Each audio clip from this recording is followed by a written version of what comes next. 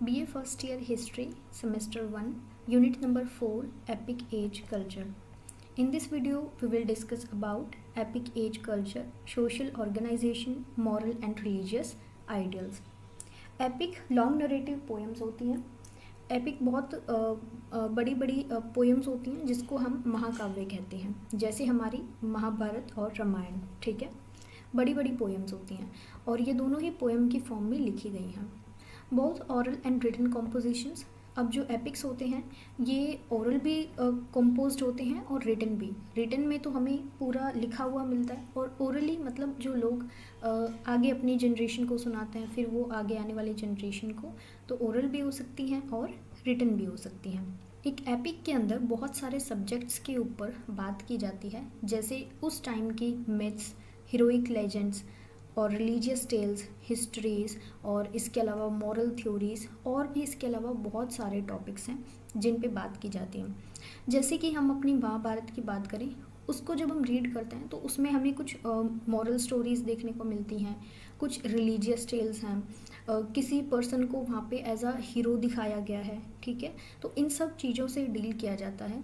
So basically एक बहुत बड़ी स्टोरी है, तो स्टोरी के अंदर, या फिर हम कहेंगे एक बहुत बड़ी पोएम होती है जिसके अंदर बहुत सारे डिफरेंट सब्जेक्ट्स की बात होती है. ठीक, देखो जनरेशन टू जनरेशन चीज़ें पास होती हैं, जैसे कि हमारे ट्रेडिशंस भी ऐसे ही पास होते हैं. कई चीज़ें हमारे पेरेंट्स फॉलो करते हैं और उसके बाद हम भी वही चीज़ें फॉलो करते हैं.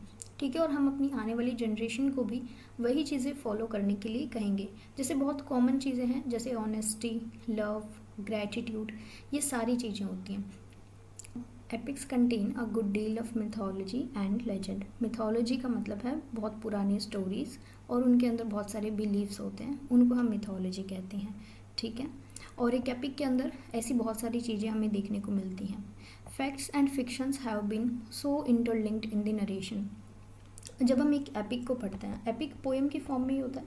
इसके अंदर जो फैक्ट्स होते हैं और जो फिक्शनल चीज़ें रियल नहीं होती हैं. ठीक है, बनाई जाती हैं.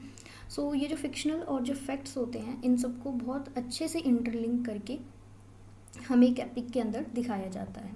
ओके, अब 3 फेमस इंडियन एपिक्स हैं जिनसे हम सब लोग जानते ही हैं, जैसे कि रामायण, महाभारत और उपनिषद. इनके अंदर हमें बहुत ज़्यादा नॉलेज मिलती है उस टाइम की सोसाइटी की, रिलीजन की.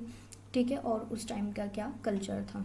इनकी जो टीचिंग्स हैं उनको हम आज भी अपनी मॉडर्न लाइफ के अंदर इम्प्लीमेंट करते हैं. These epics provide valuable insights into the social, political and philosophical landscape of the time. तो ये बहुत हमें वैल्यूएबल रिच इन्फॉर्मेशन मिलती है उस टाइम की सोसाइटी के बारे में. ओके, सो सबसे पहले हम बात करेंगे सोशल ऑर्गेनाइजेशन की. जब हम अपने एपिक्स को पढ़ते हैं, रामायण है, महाभारत है, इन एपिक्स को पढ़ते हैं तो हमें नॉलेज मिलती है कि उस टाइम पर हमारी सोसाइटी 4 कास्ट के अंदर डिवाइडेड थी, जैसे ब्राह्मण, क्षत्रियास, वैश्या, शूद्रास. अब हम इनको थोड़ा डिटेल में देखें तो ब्राह्मण्स जो होते हैं इनको एक हायर लेवल पर कंसिडर किया जाता है सोसाइटी के अंदर, और ब्राह्मण्स के अंदर जो ब्राह्मण्स हैं वो आते हैं, और जो लोग टीचिंग करते हैं ये सब लोग ब्राह्मण्स के अंदर आते हैं, और इनको बहुत प्योर कंसिडर किया जाता है. उसके अलावा नेक्स्ट है हमारे क्षत्रियास वॉरियर्स हैं, और ये लोग जो रिचुअल्स हैं ये सब परफॉर्म ये लोग करवाते हैं. ठीक है, और इनको करने का काम ब्राह्मण्स का होता है. तो क्षत्रियास प्रोटेक्ट करते हैं लोगों को. नेक्स्ट वैश्यास मर्चेंट्स हैं, ट्रेडर्स हैं, क्राफ्ट पर्सन हैं. शूद्रास को हमारी सोसाइटी में बहुत ही लोअर लेवल पर रखा गया है, इनको एज अ स्लेव्स कंसिडर किया जाता है. Works of all the 4 caste were fixed. ये जो 4 कास्ट हैं इनका वर्क एकदम फिक्स्ड होता है, और ये 4 जो कास्ट बनी हैं ये बर्थ और ऑक्यूपेशन के बेसिस पे बनी हैं. जिस पर्सन का बर्थ जिस भी कास्ट के अंदर होता है उसको वही काम परफॉर्म करना होता है. ठीक है, अब उस टाइम पे ये जो 4 कास्ट सिस्टम था ये प्रेवलेंट था. इसके अलावा वर्णाश्रम हमने देखा कि 4 आश्रम्स थे. उन आश्रम्स के अंदर एक पर्सन को या फिर एक मेल को उन सभी आश्रम से गुजरना होता था. ठीक है, नेक्स्ट पॉलीगैमी और पॉलीएंड्री दोनों ही प्रेवलेंट थी उस टाइम पर. ओके, एजुकेशन फ्री दी जाती थी और एजुकेशन देने का काम ब्राह्मण्स का होता था. और स्वयंवर का कॉन्सेप्ट था. इसका मतलब है कि जो लड़की होती है वो अपने हिसाब से अपने हस्बैंड को चूज़ करती है अमंग फ्यू पर्सन्स। तो ठीक है, सो जो स्वयंवर होता है इसमें एक लड़की खुद अपने हस्बैंड को चूज़ करती है, इसको स्वयंवरा कहते हैं। उस टाइम की सोसाइटी कुछ ऐसी थी, जैसे हम रामायण में देखें तो जो हमारी माता सीता हैं उन्होंने क्या एक कंपटीशन हुआ था, उसके बेसिस पे राम जो है उनसे उनकी शादी होती है। ठीक है, और जो 4 कास्ट का है ये भी बहुत प्रिविलेज था। ठीक है, एजुकेशन उस टाइम पे ये ध्यान रखना फ्री दी जाती थी। ठीक है, कोई चार्ज नहीं होता था एजुकेशन पर। अब हम एक एक करके हमारे एपिक लिटरेचर को थोड़ा डिटेल में देखते हैं। जैसे कि सबसे पॉपुलर और इम्पॉर्टेंट महाभारत, इनको सेज व्यासा ने लिखा है।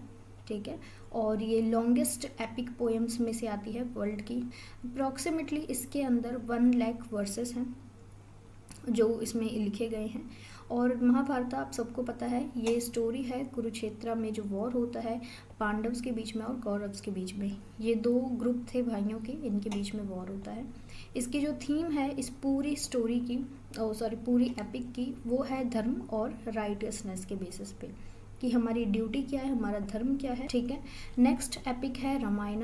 रामायण सेज वाल्मीकि के द्वारा लिखी गई। Okay, it consist of about 24,000 verses. Mahabharata से कम वर्सेस हैं, 24,000 है इसके अंदर। ये स्टोरी है प्रिंस राम की और उनकी वाइफ सीता की। इसकी जो थीम है वो है आइडियलिज्म, वर्च्यू और डिवोशन। ये 3 थीम्स हैं इसकी, और इसके अंदर सही और गलत के बीच में स्ट्रगल था, गुड और इविल के बीच में स्ट्रगल बताया गया था कि कैसे एंड में जो अच्छाई होती है वो जीत जाती है। ठीक है, सो ये हमारे 2 इम्पॉर्टेंट एपिक्स हैं। नेक्स्ट हम सोशल ऑर्गेनाइजेशन के अंदर कुछ टॉपिक्स रह गए थे, वो मैंने यहाँ पे कंसिडर किए हैं। जैसे उस टाइम पे वर्णा सिस्टम बहुत प्रेवलेंट था, और वर्णा सिस्टम वही है जिसमें 4 कास्ट के अंदर डिवीजन था, जिसमें ब्राह्मणास हैं, क्षत्रियास, वैश्यास और शूद्रास है। तो ये हायरार्की है सोशल स्ट्रक्चर की। ठीक है, सबसे ऊपर Brahmins, then Kshatriyas, then Vaishyas and Shudras.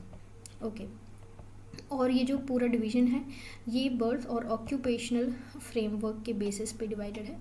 इसी के बेसिस पे डिसाइड किया जाता था कि किसी पर्सन को क्या काम करना है। ठीक है, आइडियलाइज्ड पोर्ट्रेल्स ऑफ किंगशिप, एक किंग को कितना आइडियल होना चाहिए, उसके क्या आइडियल्स होने चाहिए, क्या मॉरल्स होने चाहिए, उन सब के बारे में बताया जाता है। और सोशल ऑर्गेनाइजेशन के अंदर बेसिकली इसकी बात की गई है।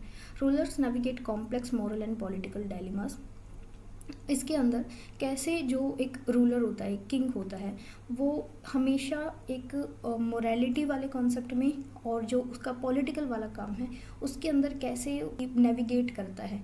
कई चीज़ें हैं जो मोरली करेक्ट हैं, ठीक है, उसको वो करना चाहिए, लेकिन अगर पॉलिटिकली सोचा जाए तो उसको वहाँ से नुकसान होता है। ठीक है, और इस तरीके से वो कैसे इन दोनों के बीच में बैलेंस करके रखता है।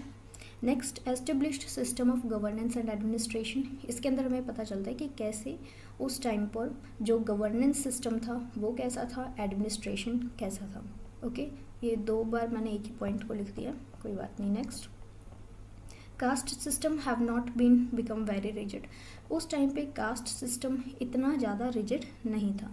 ठीक है, सो इसके बाद तो ये सारी चीज़ को बैन भी कर दिया गया है कि जो शूद्रास के साथ जिस टाइप का बिहेव किया जाता था, हमारे कॉन्स्टिट्यूशन के अंदर इसके लिए कानून भी लाए गए। ओके, अब मॉरल और रिलीजियस आइडियल्स की बात करें जो हमें हमारी एपिक्स से मिलते हैं, जैसे कि अ शिफ्ट फ्रॉम वैदिक रिचुअलिज्म। यहाँ पर जो जब हम वैदिक एज की बात करते हैं उस टाइम पे जो रिचुअल्स परफॉर्म किए जाते हैं वहाँ से हमें एक शिफ्ट दिखाई देता है। जब हम इस पीरियड के अंदर आते हैं, जब ये एपिक्स बने, उस टाइम पे हमें एक शिफ्ट दिखाई देता है और यहाँ पे पर्सनल और फिलोसफिकल फॉर्म ऑफ स्पिरिचुअलिटी आती है। जैसे कि मीराबाई, भगत कबीर सिंह, तुलसीदास, ये जितने भी लोग हैं इन्होंने पर्सनल और फिलोसफिकल फॉर्म ऑफ स्पिरिचुअलिटी को अपनाया, और जो रिचुअल्स वगैरह थे उनसे थोड़ा सा हमें शिफ्ट देखने को मिला। ठीक है, Vishnu and Shiva become the more prominent. पहले जो हम वैदिक टाइम की बात करें वहाँ पे कुछ फेमस डेटीज़ थे, जैसे अग्नि, इंद्रा, इन सब की बहुत पूजा की जाती थी, उनको बहुत बड़ा माना जाता था। लेकिन अब जो है, मतलब कि जब ये एपिक्स बने उस टाइम पे विष्णु और शिवा, ये 2 गॉड्स ज़्यादा प्रोमिनेंट रहे। ओके, सो ये रिलीजियस और मोरल आइडियल्स का हो गया। नेक्स्ट, फिलोसफिकल कॉन्सेप्ट की बात करें जो हमें इन एपिक्स से पता चलती है, डेट वॉज कॉन्सेप्ट ऑफ धर्म और ड्यूटी, जो महाभारत का बेस था, प्रिंसिपल ऑफ कर्मा और the law of cause and effect. कर्म का क्या प्रिंसिपल है, जैसे हम करते हैं ना कि हम जैसे कर्म करेंगे हमें वैसा फल मिलेगा, ये उस टाइम का फिलोसफिकल कॉन्सेप्ट था, ठीक है। Next is pursuit of moksha और liberation from the cycle of rebirth. ये रीबर्थ का कॉन्सेप्ट भी जो कि बुद्धिज्म के अंदर बहुत पॉपुलर है, ठीक है। सो इसके बारे में भी हमें यहाँ से इंफॉर्मेशन मिलती है कि मोक्ष कितना ज़रूरी है। मोक्ष का मतलब है लिबरेशन। सो हमें जो हमारा बर्थ और रीबर्थ का साइकिल है, इससे हमें लिबरेशन चाहिए, इससे हमें लिबरेशन चाहिए और मोक्ष चाहिए, जिसको मोक्ष कहा जाता है। Next is ideal behaviour, devoted wifes, virtuous daughters और इन्फ्लुएंशियल फिगर्स। सो ये जितने भी ये सारे पॉइंट्स हैं कि एक जो वाइफ है उसकी क्या क्वालिटीज़ होनी चाहिए, डॉटर्स की क्वालिटीज़ क्या होनी चाहिए, और बहुत सारी इन्फ्लुएंशियल फिगर्स की बात की गई। वुमेनहुड को एज अ आइडियल जो वुमेनहुड है उसकी क्या क्वालिटीज़ हैं, जैसे फेडिलिटी, स्ट्रेंथ और रेजिलियंस, ठीक है। नेक्स्ट ट्रूथफुलनेस की बात की गई, कि सत्य की बात की गई, और साथ ही इंटीग्रिटी की बात की गई। धर्म सबसे इम्पॉर्टेंट कॉन्सेप्ट था। धर्म का मतलब है हमारी ड्यूटी, हमारा धर्म, हमारा काम, ठीक है। सो ये हो गए ideal behaviour, philosophical concept, moral और रिलीजियस आइडियल्स और सोशल ऑर्गेनाइजेशन, ठीक है। और उससे पहले हमने एपिक्स को थोड़ा सा डिटेल में देखा। अब हम देखते हैं कि क्यों एपिक्स इम्पॉर्टेंट है हमारी हिस्ट्री को जानने के लिए। Why epics are important. First is the preserve and collect memories and shared experience. इनके अंदर हमें कलेक्शन मिलता है मेमोरीज़ का उस टाइम की, और जो उस टाइम के एक्सपीरियंसेस से उनका, ठीक है। अब हम जब इन सब चीज़ों को पढ़ते हैं तो हमें उस टाइम की नॉलेज मिलती है। Shape the development of story telling and narrative techniques, क्योंकि देखो ये पोएम के फॉर्म में लिखी गई हैं तो हमें पता चलता है कि एक स्टोरी टेलिंग का कैसे डेवलपमेंट होता है, या हम कैसे स्टोरीज लिख सकते हैं, वो हम इन एपिक्स से सीख सकते हैं। और इसके अंदर कौन कौन सी, जैसे फैक्ट और फिक्शन को कैसे मिक्स करके एक दूसरे से कनेक्ट करके बताया गया है। सो इस तरीके की जो नरेटिव टेक्निक्स हैं उनके बारे में भी हमें पता चलता है। Provide insights into historical events, इससे हमें हिस्टोरिकल इवेंट्स के बारे में पता चलता है, उनके सोशल स्ट्रक्चर के बारे में, और लोगों की एवरीडे लाइफ्स कैसी थी, वो सब हमें एक एपिक से पता चलते हैं। और साथ ही इसके अंदर हमें मॉरल और एथिकल लेसन्स के बारे में पता चलता है, सोसाइटी में क्या नॉर्म्स थे उस टाइम पर, और कैसे इंडिविजुअल का बिहेवियर था, ठीक है। सो ये सारी चीज़ें हो गई। एपिक्स के अंदर रूलर्स और हीरोज़ को इस तरीके से पोर्ट्रे किया गया है जिससे हमें पता चलता है कि उस टाइम पर जो पॉलिटिकल पावर थी वो कितनी लेजिटिमेट थी, या फिर किस टाइप की सोशल हायरार्कीज थी। And it also reflect values, beliefs and traditions of the culture. Epics हमारी हिस्ट्री के लिए बहुत इंपॉर्टेंट है। सो इसी को हमने एपिक एज कल्चर में एज अ हमारे इंडिया के कॉन्टेक्स्ट में देखा है, ठीक है। एपिक का मतलब होता है लॉन्ग नरेटिव पोएम्स। और हमारी यूनिट नंबर 4 कंप्लीट है, एंड इसके बाद जो हमारी रिमेनिंग यूनिट्स हैं हम उनको कवर करेंगे। Thank you so much, have a good day, and please subscribe कर लेना चैनल को अगर नए हो तो। Thank you.